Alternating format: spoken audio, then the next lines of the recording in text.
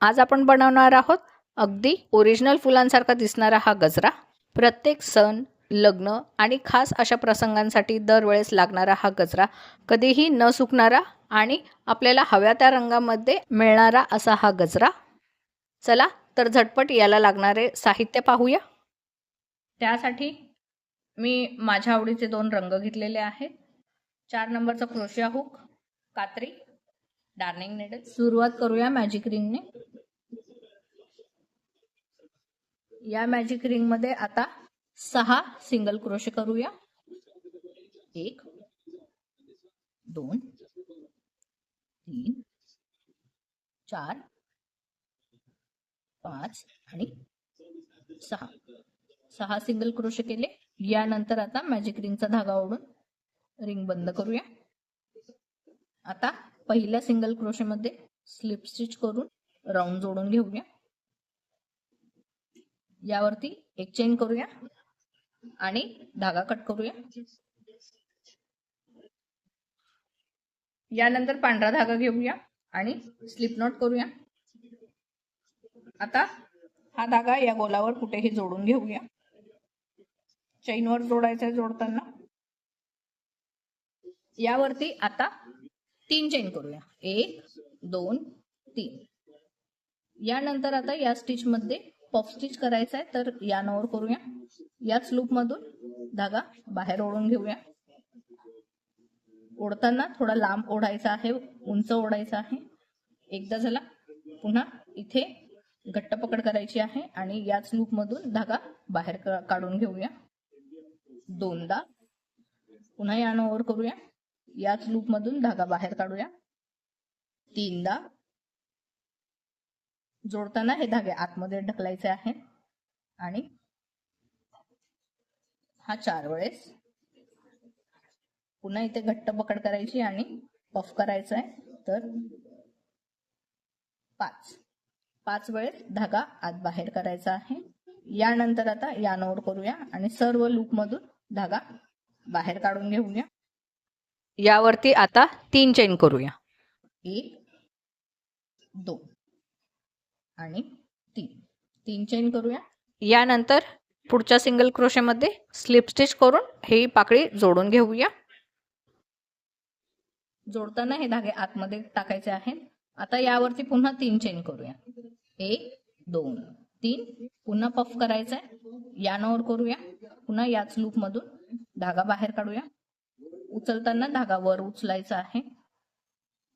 एक झाला, इथे बोटांची पकड घट्ट करायची आहे।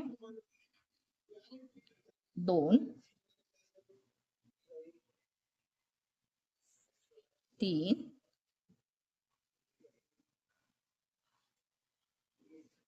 4 आणि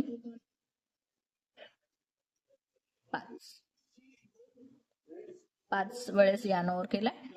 आता पुन्हा यानवर करूया आणि या सर्व लूप मधून धागा बाहेर ओढून घेऊया।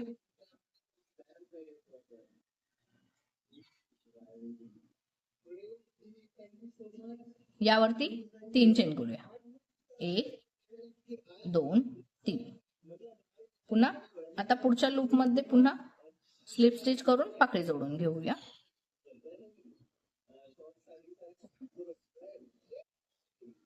पुन्हा 3 चेन करूया। 1 2 आणि 3। पुन्हा सेम पफ करायचा आहे। 1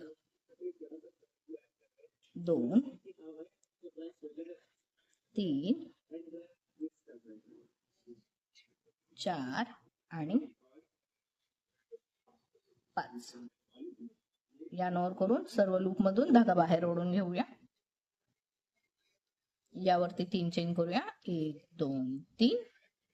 पुढच्या लूप मध्ये पुढच्या सिंगल क्रोशे मध्ये जोडून घेऊया।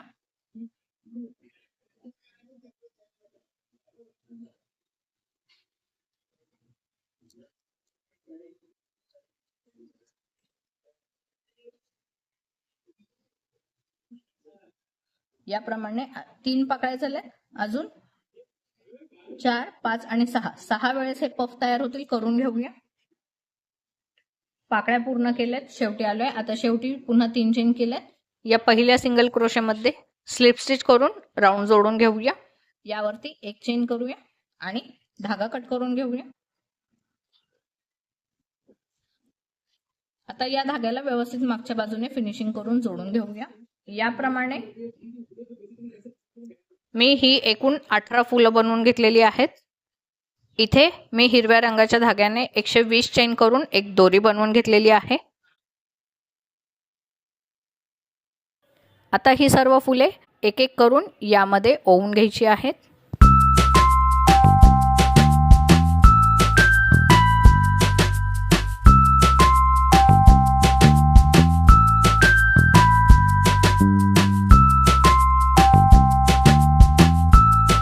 शेवटी इथे मी 2 गोंडे लावून घेतलेले आहेत दोन्ही बाजूला आणि इथे असा हा सुंदरसा गजरा विणून तयार झालेला आहे.